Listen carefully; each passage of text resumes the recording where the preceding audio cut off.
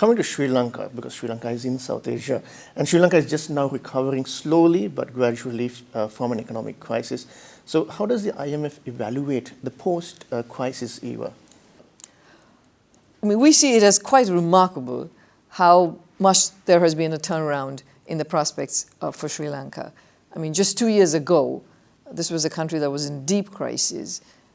There were shortages of all kinds of basic necessities, including fuel and medicine. And you had inflation of 70%. Foreign exchange reserves were barely existent at that time, extremely low, huge amounts of distress for people. And in 2 years, a lot has changed. You're back to bringing growth. So growth is at 5% as opposed to negative growth rates for the last 2 years. Inflation is down from 70% to like negative 0.7%.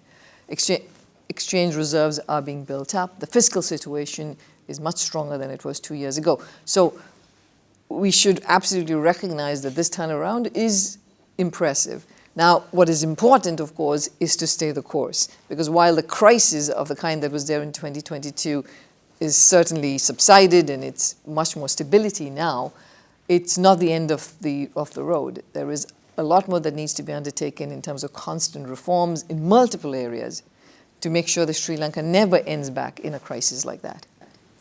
Early this morning, you were speaking at the Sri Lankan Recovery Conference, Debt and Governance. And one of the points that you touched on was, is this going to be the last program for Sri Lanka? So as the first Deputy Managing Director, do you foresee Sri Lanka needing more financing support from the IMF beyond this current program?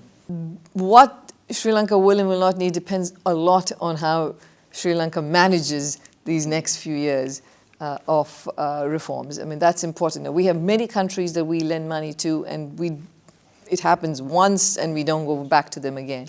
In the case of Sri Lanka, we've had 16 previous programs, half of which have been incomplete. And I think we can all agree, I think the President is very clear, he wants to ensure that this is the last program for Sri Lanka. But to make that happen, there has to be a clear recognition of the changes that need to be made on fiscal policy. For example, these are difficult adjustments that need to happen, but tax revenues have to be increased.